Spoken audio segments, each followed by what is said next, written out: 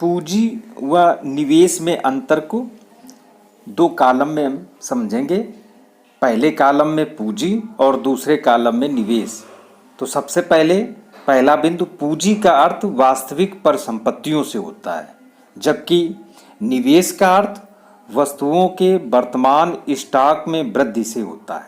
दूसरा बिंदु, पूंजी का संबंध कारखानों, प्लांटों, उपस्करों तथा निर्मित एवं अर्धनिर्मित वस्तुओं की माल सूची से है, जबकि निवेश का संबंध उन अंशों, ऋणपत्रों तथा प्रतिभूतियों को खरीदने से है जो बाजार में पहले से विद्यमान हो।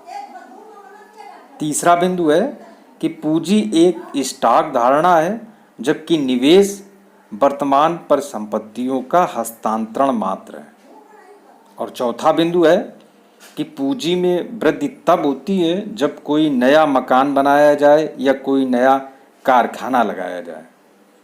और निवेश में निवेश वस्तुओं के वर्तमान स्टॉक में वृद्धि करता है।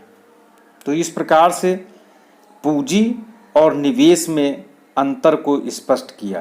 एक और इसमें पूछा जाता है कि पूंजी की सीमांत उत्पादकता या क्षमता और निवेश की सीमांत उत्पादकता या क्षमता में क्या अंतर है। तो इसको भी दो कॉलम में इस अंतर को समझेंगे।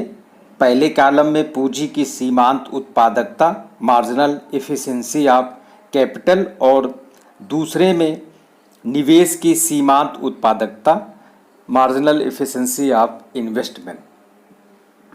तो पहले कॉलम में पहला बिंदु, पूंजी की सीमांत उत्पादकता पूंजी की दी हुई पूर्ति पर आधारित है, जबकि निवेश की सीमांत उत्पादकता जो कीमत में प्रेरित परिवर्तनों पर आधारित है।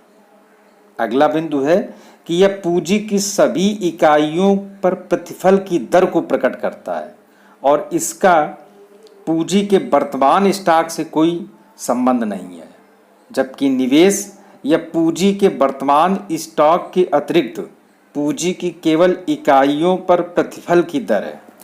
तीसरा बिंदु है, इसमें पूंजी का स्टॉक में क्षैतिज इसमें लिया जाता है, जबकि निवेश की मात्रा क्षैतिज अक्ष पर ली जाती है। चौथा बिंदु है, यह ब्याज की दर के प्रत्येक स्तर पर अर्थव्यवस्था के इष्टतम पूंजी स्टॉक को निर्धारित करती है, जबकि पूंजी का स्टॉक दिया होने पर यह प्रत्येक ब्याज दर पर अर्थव्यवस्था के शुद्ध निवेश को निर्धारित करती है।